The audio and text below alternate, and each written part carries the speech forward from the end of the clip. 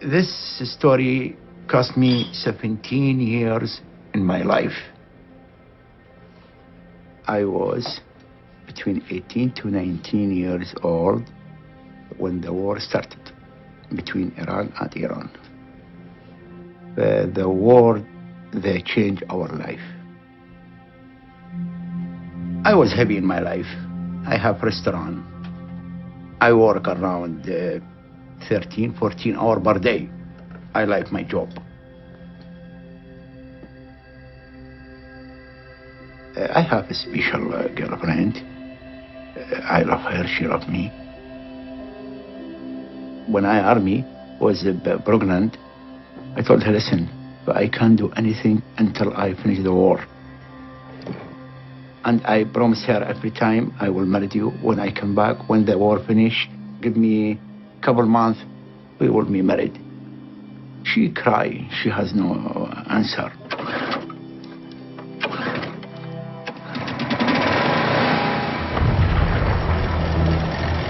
No one he like war. No any human like war. But we have no choice. In Iraq, the dictator, you will be killed, you and your family. We will have no choice.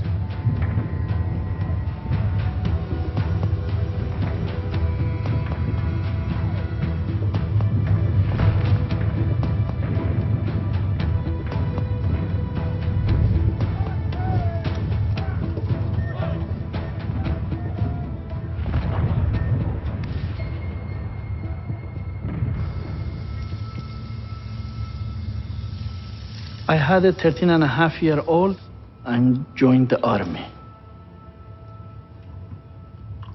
My father, abused me and hit me. That's why I decided to run away from the home and joined the army. I have a nightmare and I'm trying to forget everything, but I cannot. It's stay in my mind, I think forever.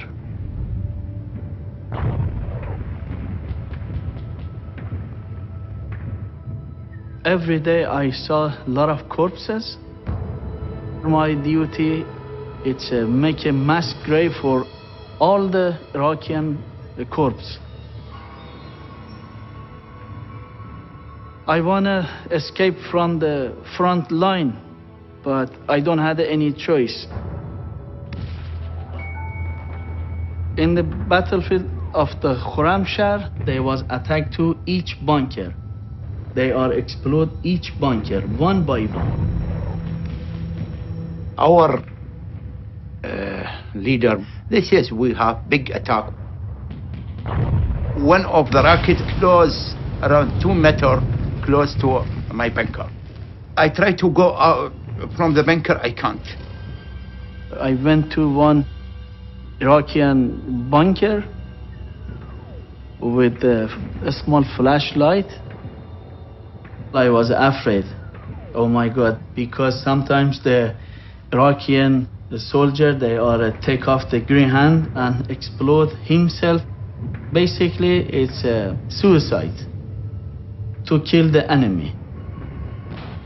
I hear the weapon close, very close to me. It is mean they started to kill who alive. I'm find one Iraqi soldier. He was full of blood. I see the face, not our people, and he talk, not my voice, not my language. Now I know I am in the enemy hand. He cry and he begging me. Allah salmak, Allah khalik.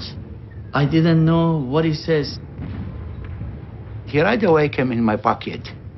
He tried to steal me. There was a small holy book. His name Quran. This is my mom. She gave me my son. This will protect you. Keep it with you. I have picture. Yeah, it was my girlfriend with her boy. Because of his family. By that photo, he changed his mind. I'm make a decision to save him. Right away he changed, human, not enemy or not killer. That's what I feeling. Look like angel coming to me now. Come with me in the bunker. He was so happy. That smile, it's touching my heart.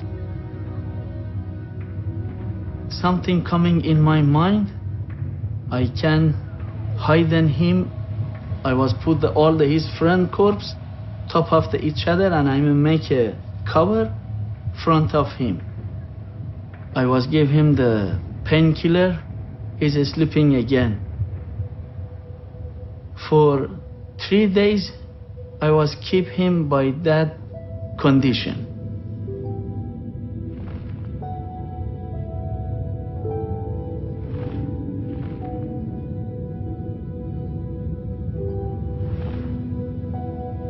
I never hear about the soldier Iranian save the Iraqi soldier during the fighting. During the fighting, I never see him again. I never see him again.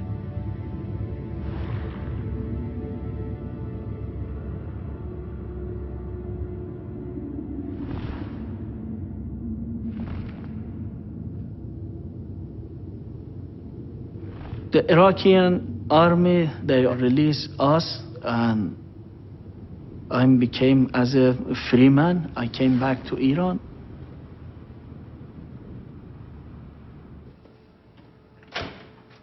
Hey John, good morning. Where's that? How are you doing? Oh, there's a lubrication point. When I tried to came back to my family, and I pushed the buzzer, the lady, she came out and she says that their son during a war, he died and they moved to another province. Nobody knows I'm still alive or I'm died. They are making a grave for me.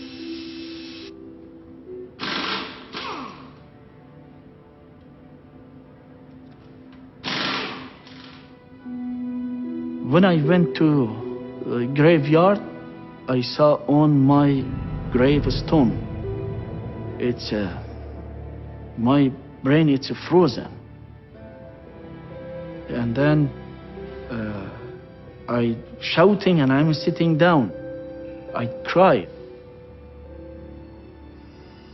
After 5 minutes, I say on myself, are you idiot? Are you stupid? You are alive. Why you cry?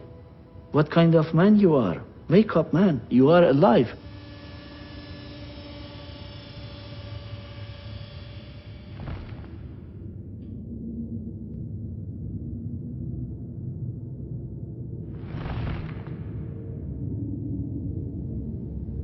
Well, the news then, when we heard, they say Najah is still alive. Something we don't believe until we see. We make him come to Canada because we want him to be with us. Now we miss all his life. He's our brother, after all. So we rather him here than anywhere else in the world. After the war, after the prison, after all this, yes, he come with anger. He's still in dismiss. It's very hard to get healed, you know. It's like a scratch in your front of you. Whenever you look in the mirror, you see a scratch in your face. You always bring you back to this memory. No. What do you mean, no? Skytrackers. Come on, No, man. you see them. You see what I have. All the day I will work. Okay, the Skytracker.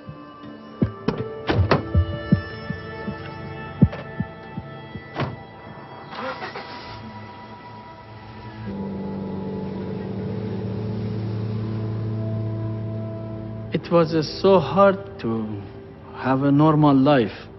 I didn't know what should I do. Finally, I took a job as a seaman. I came to Vancouver by ship. Nobody knows who I am. I didn't know any communication with anybody. I was tired of of the life. Emotionally, basically, I was broken. After sheep is gone, my depression is deeper and deeper and deeper and deep. And I make it decide to suicide with on myself.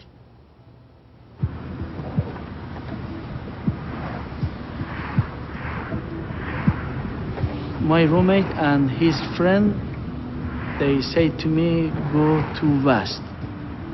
Vancouver Association Survivor Torture. And I went there.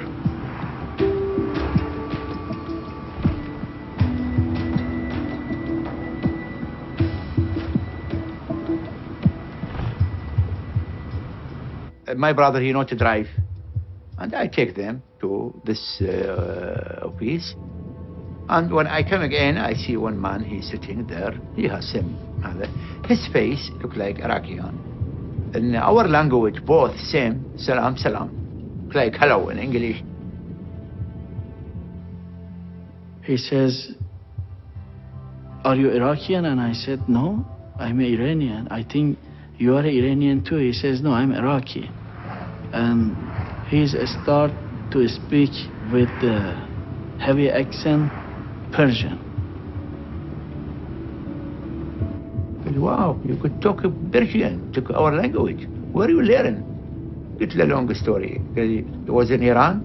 No, I was prisoner of war. And I'm laughing to him. I used to be prisoner of war too. And I say to him, you mean Khorramshahr, yes? قلت له Khorramshahr.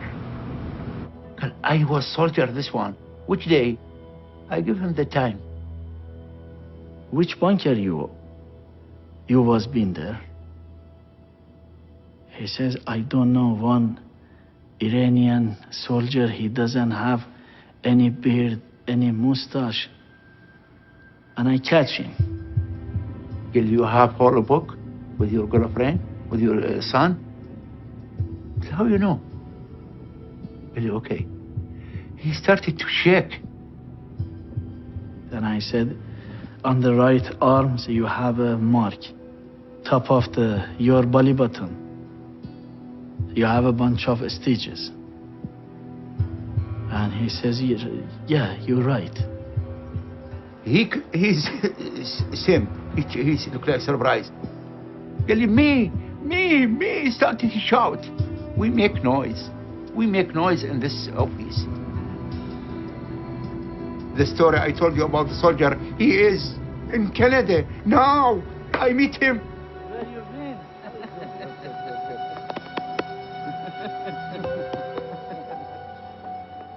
He asked me, you didn't say, what is your name 20 years ago? Could you please tell me what is your name? And I say to him, you didn't say that one to me too. My name is Zayed. What is your name? He says, my name is Najatu. We are cry.